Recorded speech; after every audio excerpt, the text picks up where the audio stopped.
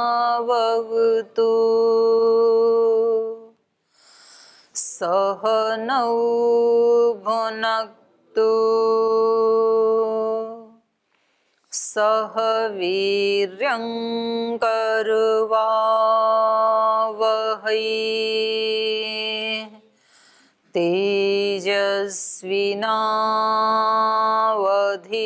तेजस्विनावधीतमस्तु मा विद्विषावहै। ॐ व्रतानां व्रतपते व्रतं चरिष्यामि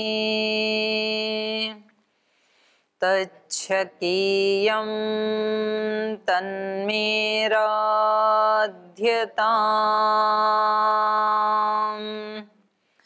इदमहमनृतात् सत्यमुपैमि। ॐ शान्ति शान्ति शान्तिः।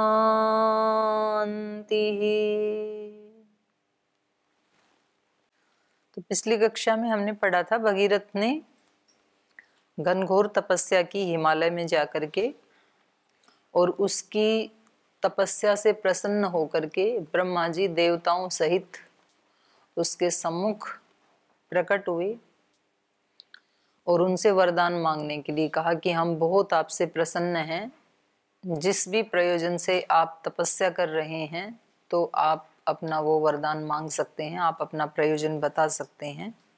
तो इन्होंने कहा हाथ जोड़ करके कि यदि आप मेरी तपस्या से प्रसन्न हैं और यदि आप वरदान देना चाहते हैं तो मेरा पहला वरदान तो ये है कि जो मेरे पूर्वज भस्म हो गए थे उनकी जल क्रिया मेरे हाथों से हो, मैं उनकी जल क्रिया कर सकूं, अर्थात गंगा जी का अवतरण हो।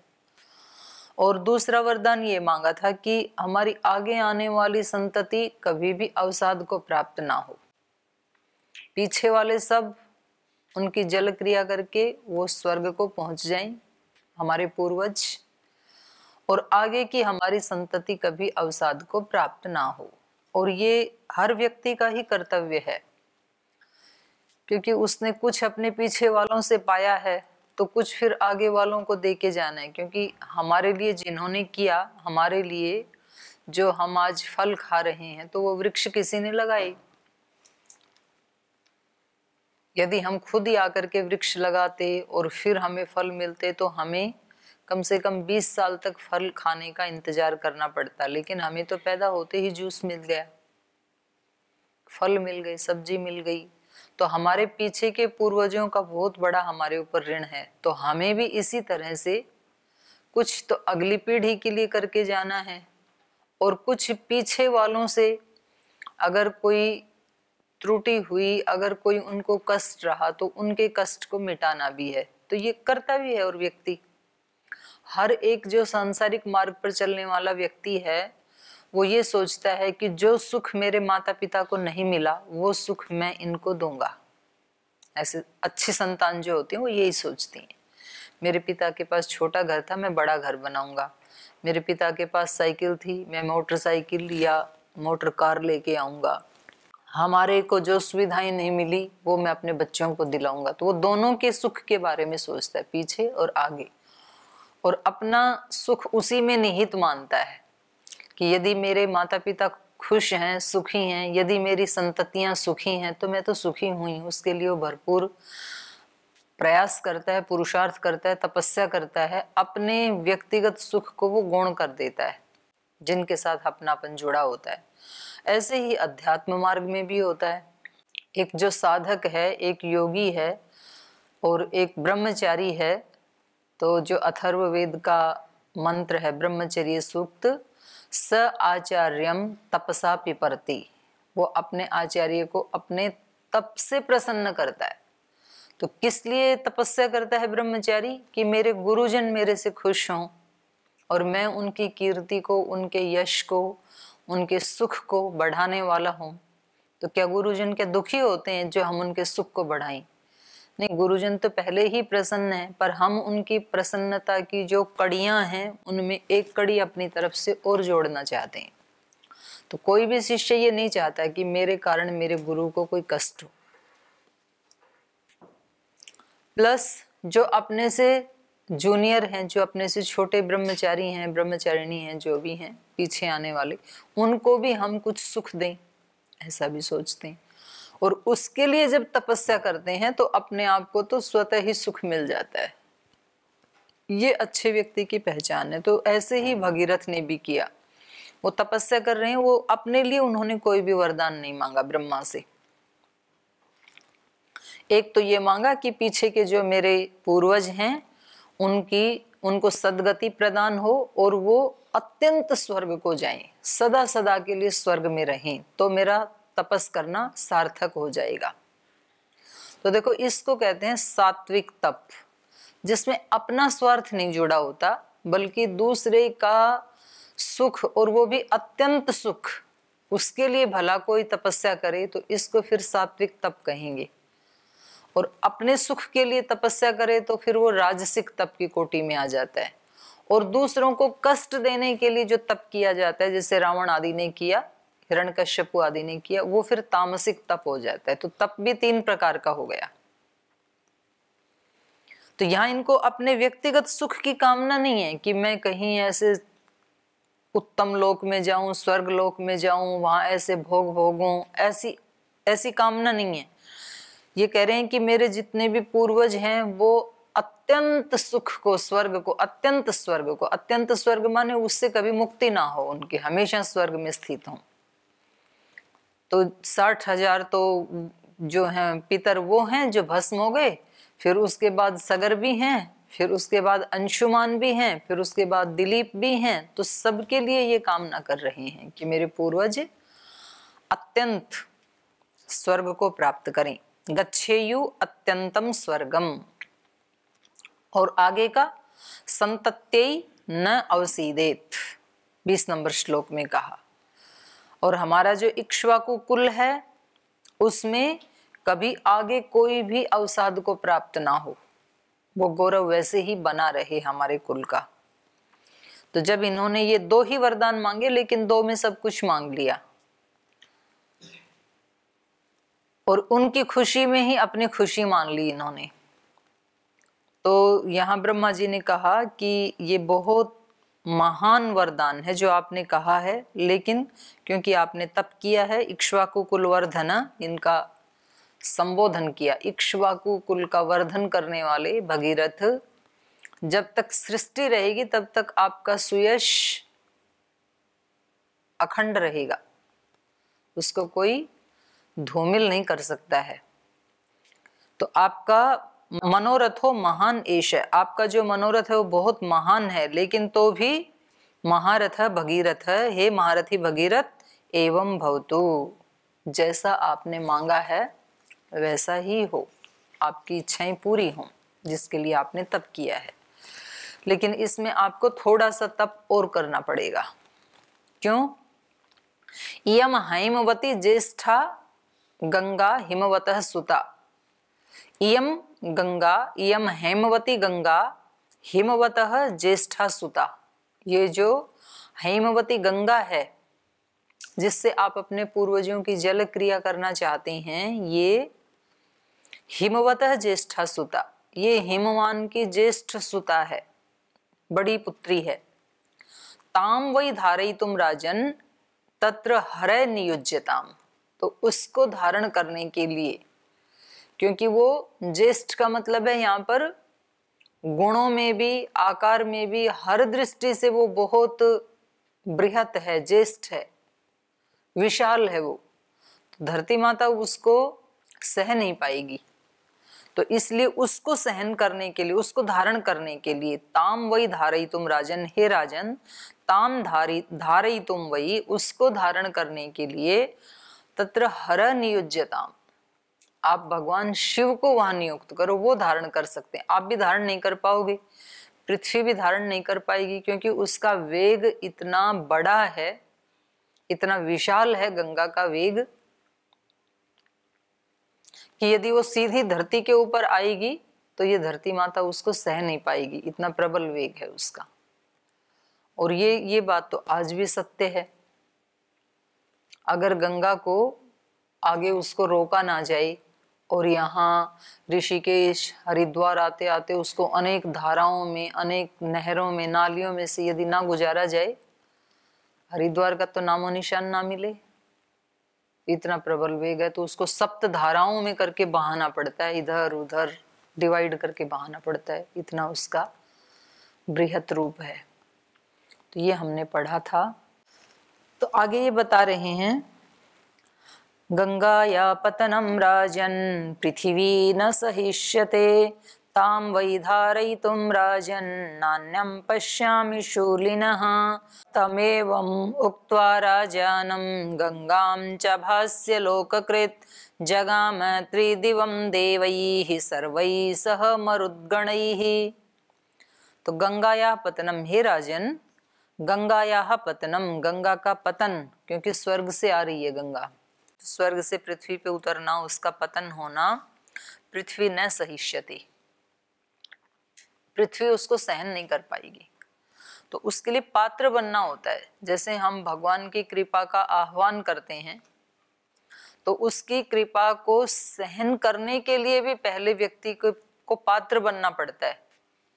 अगर वो कृपा आपके कहते ही उतर भी जाए बाई चांस, तो व्यक्ति उसको सह नहीं पाएगा। जो ऊपर से एक बिजली की बड़ी लाइन जा रही है ना, मोटी वायर है, कितने वोल्टेज की है वो? 33,000। तो 33,000 जो वोल्टेज हैं उसके, वो इस छोटी वाली वायर में यदि गुजार दिए जाएं तो क्या बनेगा? वायर बचेगी नहीं, जो पतली वाली है भस्म हो जाएगी। तो उसके लिए बहुत मोटी वायर चाहिए जिससे वो जा रही है ना, छोटी वाली उसको सह ही नहीं पाएगी, जल जाएगी। उसके वेग को सहना, तो ईश्वर की जो शक्तियां हैं, दिव्यता की जो शक्तियां हैं, तो भगवान क्यों नहीं हमारे को देते हैं? हम उसके पात्र बने पहले, नहीं तो हम ही नष्ट हो जाएंगे अगर वो दैवी शक्तियां उतर आई तो इसलिए हर चीज, ये पूरी सृष्टि का नियम है, कोई भी शक्ति, कोई भी पावर किसी पात्र में ही रुकती है। उसको सहन करने की उसमें पात्रता होनी चाहिए, तभी वो शक्ति दी जाती है उसको, वरना तो वो उसी का ही विनाश कर देगी। अब आप जो कक्षा में बैठे हैं, आप में से यदि किसी को देश का पीएम बना दिया जाए तो कैसा रहे? क्या कहना है आपका, कैसा रहेगा? आज ही बिठा दें जैसे आपको ले जाके, पहले तो यही नहीं पता पीएम को करना क्या होता है, यही नहीं पता है। बोलते आप बना दो तो सीख लेंगे बाद में, बने तो एक दिन पहले, पद तो आए हाथ में, आप भी नष्ट हो जाएंगे, पद भी नष्ट हो जाएगा, उस पद से जुड़ा हुआ जितना भी तंत्र है वो सारा ही नष्ट भ्रष्ट हो जाए। तो उसके लिए पहले पात्रता अर्जित करनी होती है। चलो देश की बात तो छोड़ो, पतंजलि में तो रहते रहते आपको कईयों को 6, 7, 8, 9, 10 साल भी हो गए। आचार्य जी और स्वामी जी को भेज दें हिमालय में, आप करो अब तपस्या, गंगोत्री से आए थे वापस वहीं जाओ, और आप में से किसी को दे दें सारा स्वदेशी का, योगग्राम का, phase 1, phase 2, university, ayurvedic college, Acharya Kulam, Vaidic Gurukulam, Patanjali Gurukulam, सब आप देखेंगे तो हम कैसे देख पाएंगे उनको? कबूतर उड़ेंगे, फिर तोते उड़ेंगे, उसमें नहीं कर पाएंगे, क्योंकि वो हमारे पास अभी वो पात्रता नहीं है। पात्रता आती है तो वो जिम्मेदारी दी जाती है। इसलिए हर व्यक्ति को भगवान व्यवस्था करता है। और अगर दे दिया किसी को, अपात्र को यदि दे भी दिया मान लो, तो फिर उसमें देने वाले की भी निंदा होगी। देश को आजादी मिलते समय जिनके हाथों में देश को सौंपा गया, तो आज तक सारा देश उसको भुगत रहा है। अगर उस समय सरदार वल्लभ भाई पटेल को यदि देश सौंपा जाता तो कुछ और नक्शा होता देश का। जिनको सौंपा गया तो उसको आज तक भुगत रहे हैं। तो यदि कभी किसी अपात्र को कोई वस्तु दे भी दी तो सदियां उसकी सजा भुगतती हैं। फिर कंस को राज्य मिला तो क्या अपने पिता को जेल में डाल के राजा बना था। तो उस समय तो जो प्रजा पीड़ित हुई सो हुई, आज तक भी वो कलंक धुला नहीं। लेकिन तो कृपा पात्र पे ही होती है। अपने बच्चों को भी घर बार माता पिता तभी सौंपते हैं जब वो बड़े हो जाते हैं, कुछ पढ़ लिख लेते हैं, उनकी नॉलेज बढ़ जाती है, बुद्धि का सामर्थ्य बढ़ जाता है, शरीर का सामर्थ्य बढ़ जाता है, सारा देने को तैयार ही है। माता पिता तो खुश होते हैं बल्कि कि आज हम निवृत्त हुए, बच्चों ने बहुत अच्छे से संभाल लिया है। तो चाहते ही हैं, भगवान तो चाहते ही हैं कि वो अपनी दिव्यता, अपना अनंत प्रेम सब आत्माओं को दें। लेकिन हम उसको थोड़ा थोड़ा तो लेना नहीं चाहते हैं और लेना जानते नहीं हैं, और ज्यादा लेने की हमारी पात्रता नहीं है। थोड़ी थोड़ी कृपा तो हम लेते नहीं हैं, वो तो लेनी चाहिए, और ज्यादा लेने की पात्रता नहीं है। जैसे घड़े में या बाल्टी में बारिश होती है, तो बारिश कैसे होती है? बूंद बूंद ही तो गिरती है ना। तो बूंद बूंद गिरी है, वो तो हम लेना नहीं चाहते, उल्टी कर दी बाल्टी उसमें तो, और पूरा का पूरा बादल फट जाए तो बाल्टी को लेने की सामर्थ्य नहीं है। बाल्टी क्या, वो पृथ्वी ही वहां से रसातल में चली जाएगी, पृथ्वी फट जाएगी, इतना वेग होता है उसका। तो हम थोड़ी थोड़ी कृपा हम मांगते तो हैं, भगवान जी मुझे सुख दो, शांति दो, प्रेम दो, करुणा दो, ऐसे ऐसे हम मांगते हैं। वो कहते हैं कि वो तो कंटिन्यू इंस्टेंट है ही। दो ऐसे मत बोलो, मैं ले रहा हूं ऐसे बोलो। बारिश हो ही रही है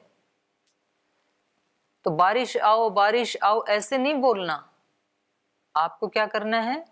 ग्राउंड में जाके बैठना है। तो बारिश आएगी तो गीले अपने आप ही हो ही जाएंगे। तो शांति बरस ही रही है, सुख बरस ही रहा है। बरस रहा है मतलब है ही 24 घंटे। भगवान क्या है?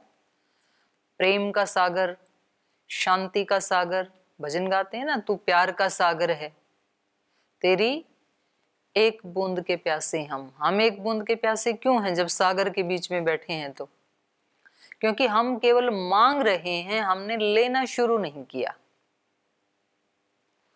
जैसे आप जो आपके बाथरूम में जो नल लगा है ना, तो उस टोंटी के पास जाकर के कि मैं गर्मी से बहुत तड़फड़ा रहा हूं, मुझे स्नान करना है, मुझे पानी दो, मुझे पानी दो, मुझे पानी दो, ऐसे आप वहां पर जाप करते रहें पूरे दिन, तो आपकी गर्मी शांत होगी क्या?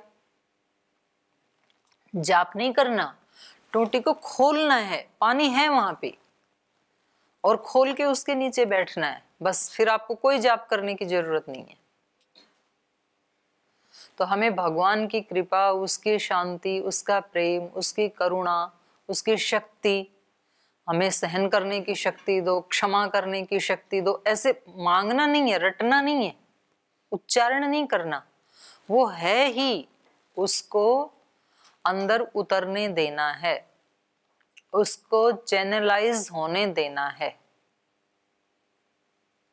प्रवाहित होने देना है उसको। मतलब खाना रखा ही है सामने, प्रार्थना नहीं करनी, उठा के खाना है, भूख मिट ही जाएगी अपने आप। तो परमात्मा है ही हमेशा। तो ऐसे ही यहां ये कह रहे हैं कि गंगा स्वर्ग से उतर रही है, उसका प्रवाह, उसका वेग बहुत तेज है, आप उसको सह नहीं पाओगे। इसलिए वहां पर क्या करें? ताम वै धारयितुम राजम न अन्यम पश्यामि शूलिनः अन्यम न पश्यामि। शूलिनः शूल वाला, शूल वाला माने त्रिशूल वाला, त्रिशूल मतलब तीनों दुखों का नाश करने वाला, इसीलिए तो वो शिव है। 3 शूल कौन से हैं? 3 प्रकार के जो दुख बताए ना, आध्यात्मिक, आधिभौतिक, आधिदैविक, सभी प्रकार के दुखों का नाश करने वाला कौन है? शिव, कल्याणकारी। वो भगवान का कल्याणकारी रूप, वो ही हमारे तीनों प्रकार के दुखों का नाश कर देता है। और हम जब दुखी होते हैं तो किधर भागते हैं? किसी मंदिर में, किसी गुरुद्वारे में, किसी सन्यासी महात्मा के पास जिससे हमारी पहचान हो, माता पिता के पास। बेटी ससुराल में यदि परेशान है तो तुरंत फोन किसको लगाती है? मम्मी को। हम माता पिता, गुरुजन, किसी मंदिर, मस्जिद या किसी अपने मित्र को फोन लगाएंगे, किसी अपनी सहेली को फोन लगाएंगे। हम सोचते हैं कि वो हमारे दुख का नाश करेंगे। और कई बार तो ये होता है कि जिस मम्मी को फोन लगाए वो अपने दुख से परेशान है, उसके बताने से पहले वो अपने घर का दुख बता देती है कि तेरे पिता ने ऐसे किया, तेरे भाई ने ऐसे किया, तेरी भाभी ने ऐसे किया, मैं तो यहाँ नर्क में हूं, अब बोलो क्या करोगे। जिससे आप मांगने के लिए गए थे वो तो पहले ही कटोरा लेके खड़ा हुआ है।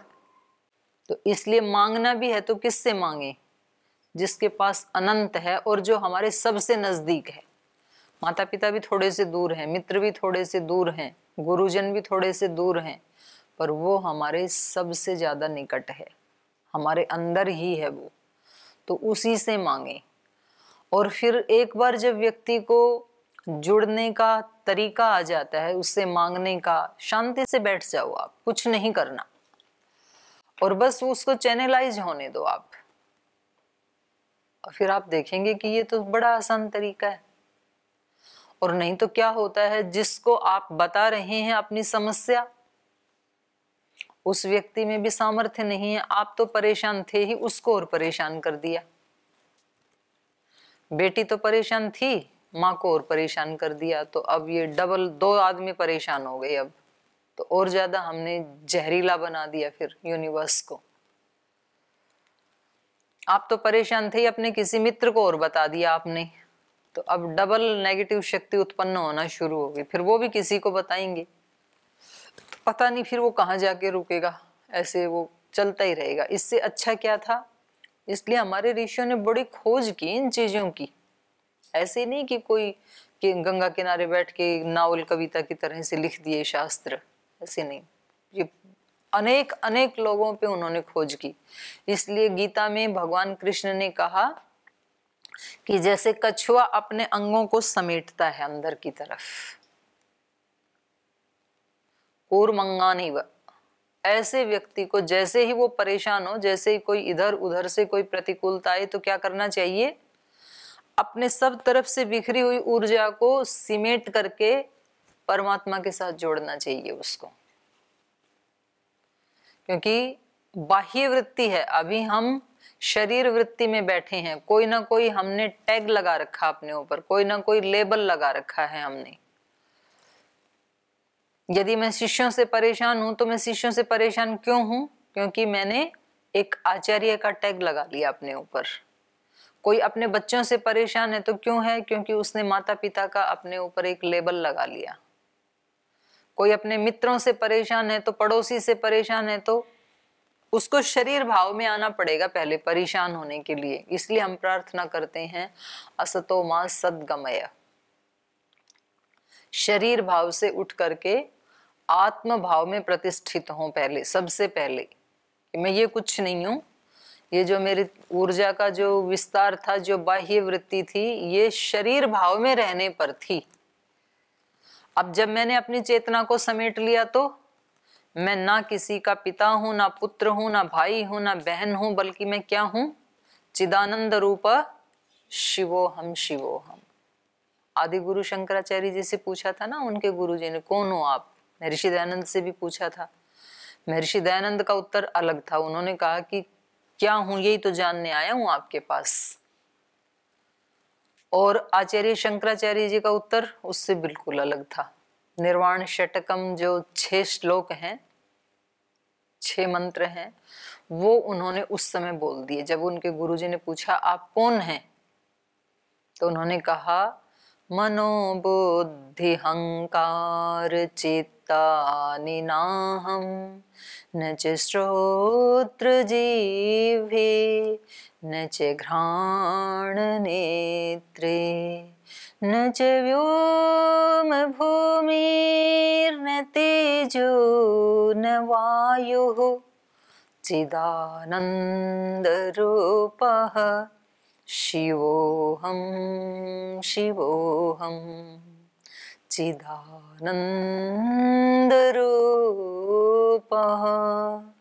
शिवोऽहं शिवोऽहं। तो ऐसे उन्होंने 6 श्लोक बताए। न मैं पिता हूं, न पुत्र हूं, न गुरु हूं, न शिष्य हूं, न इंद्रियां हूं, न शरीर हूं, कुछ नहीं हूं मैं। क्या हूं?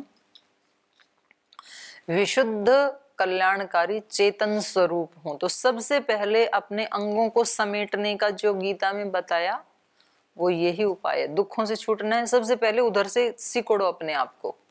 आप कुछ नहीं, एक आत्मा है आप, और एक परमात्मा के साथ आप 24 घंटे संबद्ध हैं, और उसकी करुणा, उसका प्रेम, उसकी शांति, और वो भी अनंत रूप में बरस ही रही है। इसलिए थोड़ा थोड़ा ले लो, जितनी सामर्थ्य उतना उतना ले लो। बूंद बूंद जो बरस रहा है, तो अपने उन कार्यों को करते हुए आप उसकी अनुभूति करना सीखें। ये है एक एक बूंद से, और आप गिले हो ही जाएंगे। और वो एक एक बूंद जुड़ करके आपको उस ठंडे पानी में बैठने की सामर्थ्य भी दे देगी। आप बैठ पाएंगे, एक एक बूंद पड़ेगी तो। और पूरा बादल फट गया तो आप नहीं बैठ पाएंगे, क्योंकि वो सामर्थ्य नहीं है आपके अंदर। तो गंगा को ये पृथ्वी तो सह नहीं सकती है, पृथ्वी की सामर्थ्य नहीं है, और भी किसी की सामर्थ्य नहीं है, और जो देवी देवता हैं उनकी भी सामर्थ्य नहीं है। उस पवित्रता के प्रबल प्रवाह को कौन सह सकता है? शिव ही सह सकते हैं। पवित्रता का भी प्रवाह होता है, अपवित्रता का भी प्रवाह होता है, दोषों के भी प्रवाह होते हैं, वेग होते हैं, और सद्गुणों के भी वेग होते हैं। तो उसके लिए पहले व्यक्ति को मजबूत बनना पड़ता है, उसको सहने के लिए, और उसकी प्रैक्टिस करनी पड़ती है। प्रैक्टिस कैसे करें? जो रोज के जीवन में थोड़े थोड़े सुख दुख आते हैं उससे। सबके जीवन में रोज थोड़ी थोड़ी प्रतिकूलताएं आती ही हैं, थोड़ी थोड़ी अनुकूलताएं आती ही हैं। किसी भी व्यक्ति का जीवन ऐसा नहीं है कि जिसको रोजाना बिल्कुल प्योर दुख ही दुख मिलते हो, ऐसा नहीं है। किसी एक आध से दुख मिलेगा, किसी एक आध से सहानुभूति भी मिलेगी। किसी का ऐसा जीवन नहीं जिसको सुख ही सुख मिलते हों, दोनों मिलते हैं। और वो दोनों भगवान बहुत हमारे प्रति बड़ी कृपा है उनकी जो देते हैं, क्योंकि हम उतना उतना ही सहन कर पाते हैं। हमें सुख भी छोटे छोटे मिलते हैं, उतने ही मिलते हैं जितने हम सह सकें। हमें दुख भी उतने ही मिलते हैं जितनी हमारे अंदर शक्ति होती है। इसलिए जब भी दुख आए तो व्यक्ति को सोचना चाहिए कि इसकी सामर्थ्य भगवान ने पहले ही दे दी है मेरे को, वरना मेरे को ये दुख आता ही नहीं। इसकी सामर्थ्य मेरे अंदर है इसलिए आया। सुख भी आए तो इसको सहने की सामर्थ्य पहले भगवान ने दे दी, इसलिए मुझे इसमें उतावलापन नहीं दिखाना है। अगर मेरे अंदर ये सामर्थ्य नहीं होती तो भगवान मेरे को ये सुख देते ही नहीं। मैं इसका पात्र था इसलिए मुझे दिया। बच्चे का मुंह अभी छोटा है, उसको दांत भी नहीं है, तो माँ के स्तन से कितना दूध निकलता है? छोटी बूंद निकलती, क्योंकि बच्चा उतना ही सह सकता है।